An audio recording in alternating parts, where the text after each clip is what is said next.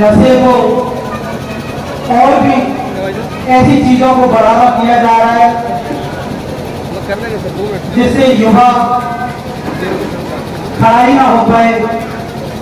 अगर शिक्षा नहीं लेगा तो वैचारिक परिस्थितियां ही पैदा नहीं होगी उसके दिमाग में। अगर वैचारिक परिस्थितियां पैदा नहीं होगी तो वो किसी भी चीज के लिए विद्रोह नहीं कर पाएगा, और विद्रोह नहीं कर पाएगा तो अपने लक्ष्य को नहीं पा पाएगा।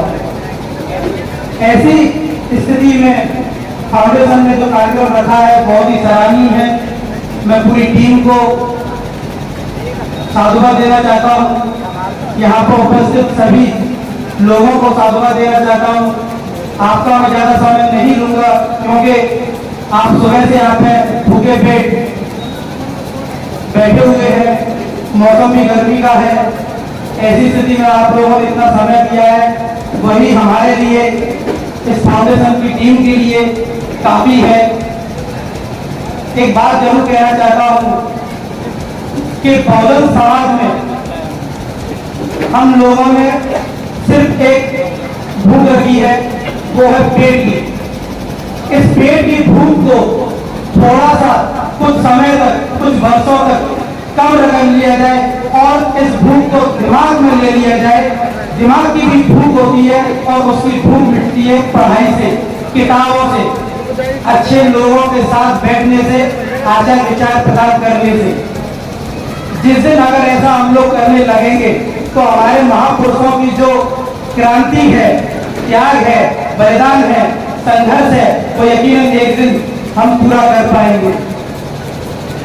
समाज के बहुत सारे लोग को कहते हुए मैंने सुना है कि भाई हम तो गरीब हैं, शिक्षा कहाँ से ग्रहण करेंगे। तो मैं उन लोगों को, उन समाज के तमाम लोगों को ये बताना चाहता हूँ कि बुद्ध से लेके आज तक जितने भी लोग हमारे महापुरुष रहे, ये अलग अलग समय पर इन्होंने अपनी अपनी कीर्तिमान प्राप्त किए और समाज को एक नई दिशा दी। बुद्ध के समय पर ना लाइट थी, ना किताबें थी, ना कोई शिक्षा नीति थी। फिर बाबा साहब के समय पे आए तो उस समय पर भी लाइट नहीं थी और शिक्षा नीति भी नहीं थी, लेकिन फिर भी उन्होंने एक रोटी कम खा के, एक किताब ज्यादा खरीद के, उसको पढ़ के संविधान रचा। संविधान में हमें बहुजन समाज को जो सदियों से ही नहीं, हजारों लाखों वर्षों से शिक्षा से वंचित रहा, अपने हक अधिकार स्वतंत्रता बंधुता के लिए वंचित रहा, उसको बंधुआ मजदूर बनाए रखा, उसको अन्य अत्याचार से पीड़ित रखा गया, उसको खाने तक के लिए निवाला पैदा नहीं था। यहाँ तक कि जिस चीज का हर जगह पर प्राप्त है, पानी जल जिसको हम कहते हैं, उस तक को भी नहीं दिया, उसका अधिकार भी हमें संविधान लिख के मिला। और शिक्षा हमें कह सकते हैं कि एक तरीके से शिक्षा को हमें खाने से ऊपर रखना चाहिए, क्योंकि खाना कितना भी स्वादिष्ट हो, महंगा हो, गर्म हो, ठंडा हो, आखिरकार वो खत्म हो जाता है 8 से 10 घंटे बाद। जब आप सुबह खेत में, शौचालय में कहीं भी जाते हैं, वो व्यर्थ है, वो जीरो है। लेकिन अगर आप उसी जगह पर अगर एक किताब को पढ़ते हो तो उसका मूल्य आपको अपने भविष्य में दिखाई देगा। इसकी वजह आप समझते हैं, आज शिक्षा की बदौलत हमारे समाज के लोग, बच्चे IAS IPS बनते हैं, पटवारी बनते हैं, टीचर बनते हैं, पता नहीं क्या क्या बनते हैं। जितने भी हमारे विभाग हैं देश के अंदर जो देश को चला सकते हैं, वो सभी में हमारे बहुजन समाज के बच्चे आज हैं। शिक्षा इसलिए भी जरूरी है कि हमें अगर मनुष्य के रूप में अगर जीवन मिला है तो हमें सिर्फ खाना खा के मरने के लिए नहीं मिला है, क्योंकि ये काम तो जानवर ही करता है।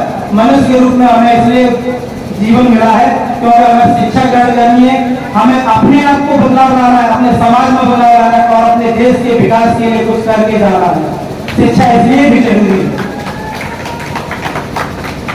इसी बात को कहते हुए मैं अपनी बाड़ी को विराम देता हूं, लेकिन उससे पहले 2 मिनट में और लूंगा युवाओं के लिए। एक समय ऐसा था जब इस देश में कोई भी जंग हथियारों से लड़ी जाती थी। हथियारों में भी विशेषकर भाले, तीर, तलवार, इस प्रकार के हथियार हुआ करते थे। उसके बाद समय आया गोला बारूद, बंदूकों का। ये भी एक समय था युद्ध को लड़ने के लिए, अपने साम्राज्य को पैदा करने के लिए।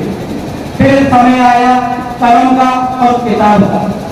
यहाँ पे हमें सबसे विशेषकर ध्यान देना चाहिए। जब समय कलम और किताब का है तो मेरे देश का बहुजन समाज का युवा कुछ चंद लोगों के बेकाबू में आके हथियार उठा रहा है, ये बहुत ही गलत है। और हमारे देश का जो भविष्य है, जो युवा है, ये अपनी रीढ़ की हड्डी को कमजोर कर रहा है, क्योंकि इन पे भविष्य में आगे FIR कट रही है अभी भी, और इनको आगे जाके नौकरियां भी लगेंगी। तब इनको समझ में आएगा कि हमारी लड़ाई तो शिक्षा और कलम से ही हो सकती थी, तो हमें बंदूकों की और लठियाओं की क्या जरूरत है। जय हिंद, जय भारत।